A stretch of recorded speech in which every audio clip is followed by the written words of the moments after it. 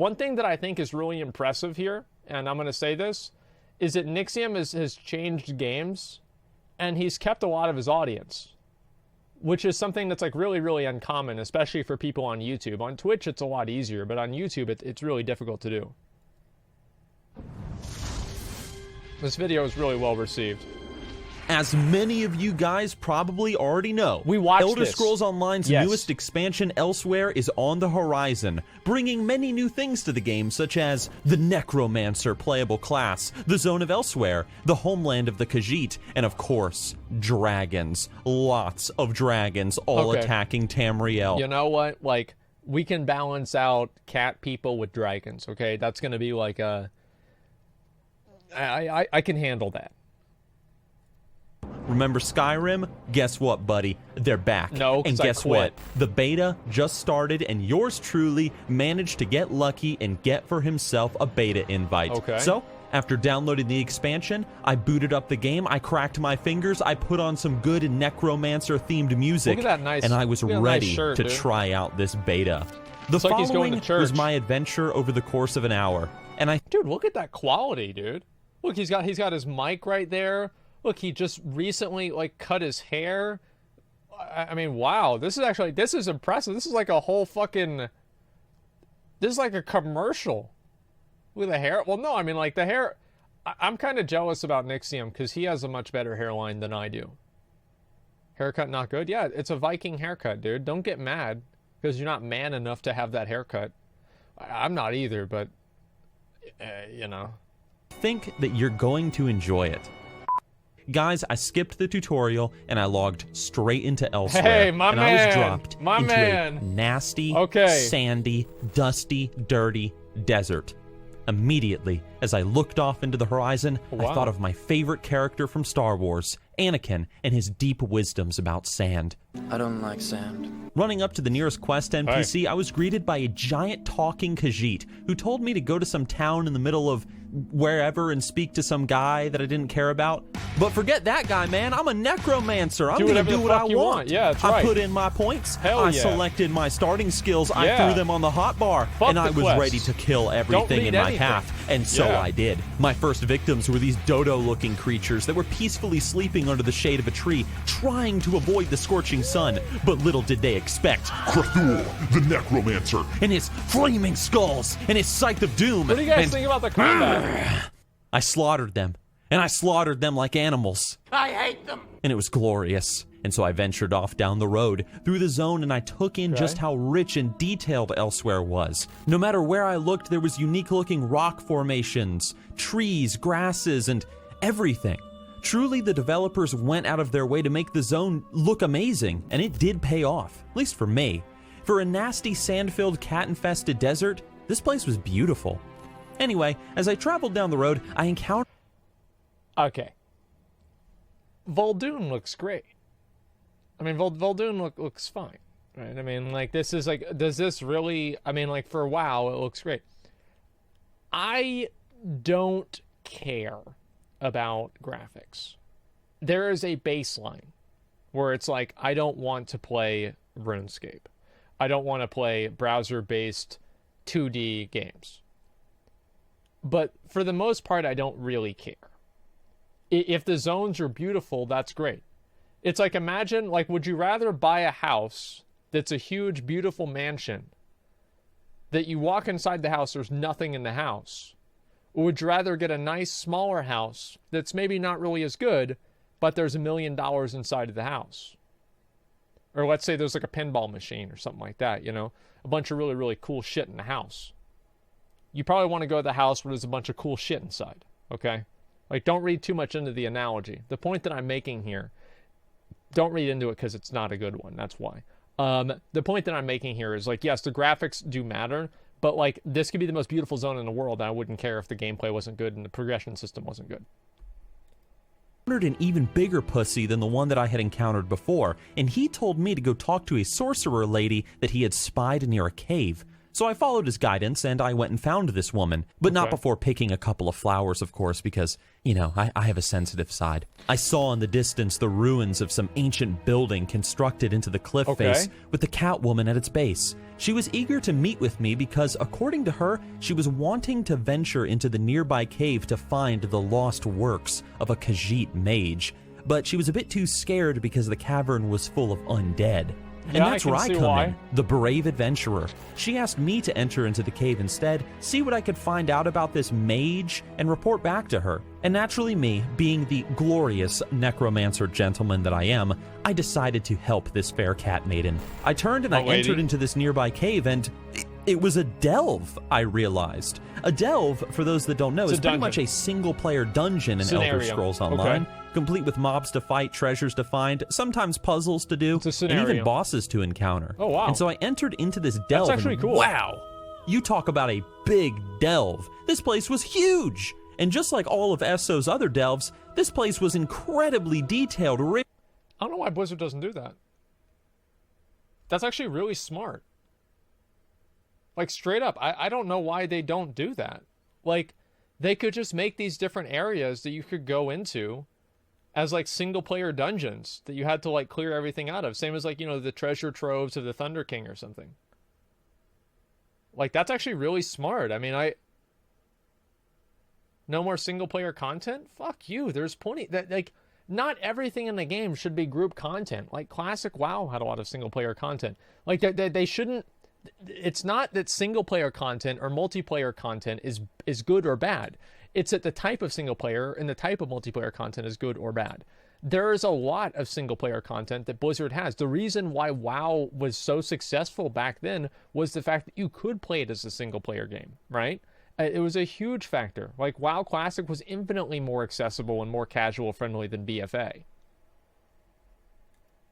With subtle lore references and structures and it was incredible. I loved it. I found other players in the delve too who I spoke to briefly, and we even helped each other in certain rooms to clear mobs, and that was a lot of fun. But, you know, like undead after undead fell to my magic as I descended deeper into the forgotten caverns, finding incredible looking rooms as I went, filled with I'm gonna be honest, the combat in this game really doesn't impress me.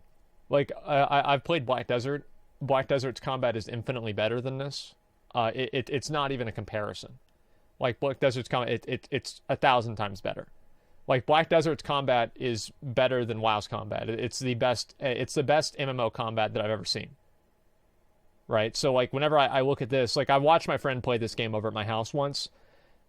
Look, dude, I mean, PvP is good, though. I mean, I just... The combat is a big reason why I'm not, like, super excited about it. Okay?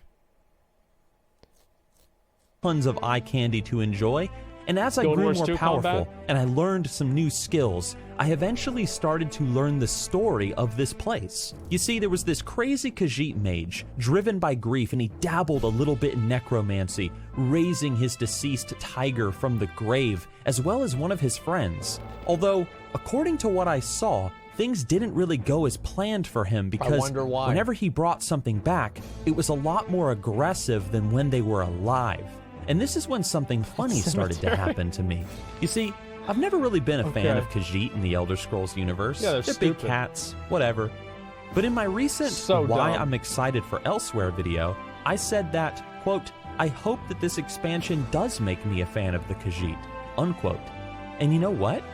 As I explored further into this place, finding the ruins of old Khajiit architecture, looking at the paintings on the walls and learning about this dabbling in necromancy, I became, dare I say it, immersed. When I found the mage's notes, I read through each and every one of them just to learn more about the story of this place and what happened here. And when I encountered the reanimated friend of the mage and his former tiger, I knew exactly who these NPCs were, what had happened to them, and I felt bad. That's so good. The fact that he knows what he's going to fight. Like, because, like, in the game, it's like, oh, yeah, we're going to go over the Freehold. What are we going to do over there? So there's the fat guy at the end. We're going to kill him. He drops a bird. Oh, why are we going to kill him? Because he's fat, and he drops a bird. Okay, all right, let's do it, boys. Okay, what are we going to do after that? Let's go over to King's Rest. Oh, why do you want to do that? There's a troll. He drops a raptor. Why are we gonna kill him? Because he's a troll. He drops a raptor. All right, let's go. And that's basically, like, I have no, like, why did we go into King's Rest? Like, I genuinely have no idea why we went into King's Rest. The mobs are dead. You just keep them in there. Just don't worry about them. Right? And it's like, yeah, there's a story to it. And that's the problem, right? Is it the way that you tell the story? The way you tell the story. So what Nixxiom is trying to say, right, is that going through this told the story. I don't think that WoW tells a very good story. That doesn't mean that it doesn't have a good story. It means it doesn't tell a good story. Killing them, you know? Although, I will admit that the feeling of sorrow quickly was... Sorry, I didn't mean to pause again. I read something in chat. I wanted to respond to it. Nightborn were good, though. Big true. Suramar tells a good story. Suramar absolutely tells a good story. That it's possible for WoW to do it. But most of the time, they fall short. Replaced by a ooh of glee because the boss, he dropped a piece of a green set that made me better at sneaking, as well as increasing my stamina and magicka recovery. And that is perfect for me because I wanted to be a sneaky, thieving necromancer, so hell yeah, baby. Now I entered into the darker halls, killing undead, getting for myself a badass helmet, and I learned from reading another set of notes that I discovered that had nothing to do with the quest. That this place was once the worshipping grounds where followers honored a necromancer-like goddess known as Mafala. Now, who was this person? Why is she described in poetry like she's a giant spider? Was she a Khajiit goddess of death? I don't know. That's a lot. I had so many questions and I wanted to learn more, but first, I had to escape this delve and I had to report my findings to the quest lady. Okay. Now, she was happy that I survived, and would you look at that, her quest reward just so happened to be another piece of the set that had dropped off of the boss earlier, all right, that is making pretty my badass. character even more powerful. Not to mention all the greens and other cool pieces of gear that I found during the delve. Guys, I felt like a badass, man. Not only did I have some greens, I had new skills like bone armor that made me extra tanky and healing abilities, and I had braved the challenges and the bosses of the delve, and it was just fun. I ran off then, my rewards from the adventure in hand, collecting more and butterflies. I encountered a woman nearby who I helped get her stuff back from some bandits. And while I was doing this Can you quest, see her nipples through the I shirt? noticed something on the map. What the hell is that? That's a dragon! A Wait, dragon! In Elsweyr! I had to go and fight it, guys. I mounted up on my scary cat monster-looking mount, made my way south, and there, having landed at the top of a mountain, was the dragon in all its fury. A few other players showed up and, well, we tried to kill it, but we got absolutely destroyed, so we had to take a step back and plan. People started sharing potions with each other, food for food buffs. I quick slotted a healing ability to my action bar as well as healing potions. We called out for help in the zone chat. I did my best to form a group for us to fight in, and we engaged again. And let me tell you, this dragon fight was incredible. In the beginning, it started with this dragon just on the ground, him blowing fire at us, summoning molten chunks of rock that would explode around him. Then he took to the air, before raining down fire all over the area and explosions, all while summoning giant iron monsters that we had to push back. Holy crap, we weren't gonna last, guys. We were gonna die. This dragon was too powerful, even for all of us. But more players started to show up. Reinforcements from the north, everybody. The dragon landed. I got killed. Again, because I kind of suck. Then the dragon started Fusro-dawing players in front of him, sending them flying back. And yes, I'm not kidding. This dragon was using dragon shouts from Skyrim for the fire spells, the knockbacks, and everything. He took to the air again, raining down more fire, summoning more iron golems. Then he landed. He summoned more fire, more molten rock fragments that exploded, and I died again. But slowly, as more players arrived and as I got better at dodging and self-healing, we whittled down the dragon's health. After about 6 minutes of fighting with all these players, we managed to kill him. But what did he drop? Where's the loot? You might be wondering. What did he drop? Well, for me, he dropped a blue ring called the Undertaker's Ring, which would apply a life-stealing effect to any enemy that I hit if I managed to find the other set pieces hidden around the world, as well as making me more powerful in other ways too. And now suddenly, with the introduction of this ring into my inventory, my cogwheels were turning. What if instead of a sneaky, thieving necromancer, I was one who used life-stealing on my opponents? Yeah, and I like also it. got a backpack, too, which contained a player housing furniture recipe, Elsweyr great. style, of course, and a treasure map that would take me to some epic cache of goodies hidden somewhere in the zone. But after that, guys, that was it. My hour was up. I had made my necromancer. I had met the Khajiit. That's I had badass. You can descended do into all that in caves, an fought hour. undead, learned some lore, learned new necromancer abilities. I started collecting my first set for this character. I rode across the desert. I even got to fight an epic world boss dragon. And how cool was that? I just had a ton of fun playing for even this 1 hour in Elsweyr. And after finishing, all I wanted to do was keep questing, keep reading, keep discovering what was around every corner of the zone, but I don't want to spoil all of this before the official release, so I gotta cut it short. I'm Okay. pumped for the new expansion. I've had a ton of fun so far in it. Playing the beta has made the cogwheels in my head turn in so many new ways, especially with what kind of necromancer I want to play as. And guys, I hope that when you get the opportunity to play... I'm gonna pause right here. Okay. I'm gonna be a negative Nancy. I had the same experience whenever I played on the beta for WoD. Like, because they had like those world bosses and shit up, and I'd get my group together and we'd kill them. It's like, you can do all this now, because like let's think about like what really 1016. Okay, so is like, this is a completely disorganized group of like clowns, basically. Like, a lot of these people probably are not like the greatest players, right? Maybe Nixxiom's pretty good, but just based off of averages, a lot of these people are not really that good. What differentiates this boss right here from the world bosses in WoW? The mechanics? I mean, it's certainly not the difficulty. I mean, does the health scale with the amount of people that are there? It seems like if you just randomly go into a boss fight and you're able to defeat this boss without really spending a whole lot of time preparing or any voice communication or anything like that, and this is the big challenge of the area, then it's not really much of a challenge. I mean, it's the same thing as world bosses in WoW, right? I mean, am I... I mean, no, I mean, like, to my, 6-minute random fight, like, style over substance. Well, yeah, I mean, like, let's be real. I mean, the style here is fucking awesome. But, like, look, let me show you guys something. Where the hell am I? Asmongold, WoD world boss. Let's see if I can find it here. Yeah, look at this right here. All right, this is a video I made 4 years ago. It was a long time ago. Just a second. So this is in beta, and this is before this mob was like rescaled. Look at this guy right here. So this was a giant fucking this giant monster off the coast of what do you call it? Off the coast, because we couldn't even aggro him because he was so far away. We were phased in, and this guy, like, obviously like max level, and we had like hundreds of people ready there. Like, the entire server was there, waiting to fight and like kill this boss. And like, let me see if I can get a good picture here and show you guys basically how many people are there. Yeah, look at this. Like, I mean, like, I think that looks really fucking cool too. Like, let's be real, that's amazing.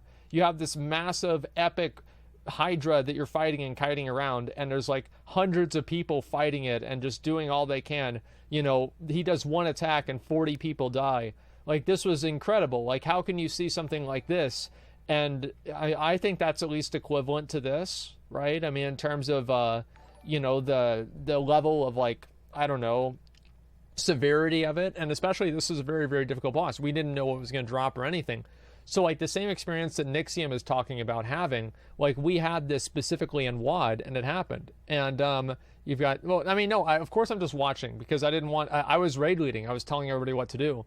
So, like, I was telling them, like, where to kite the boss and everything, because I didn't want them to do it wrong.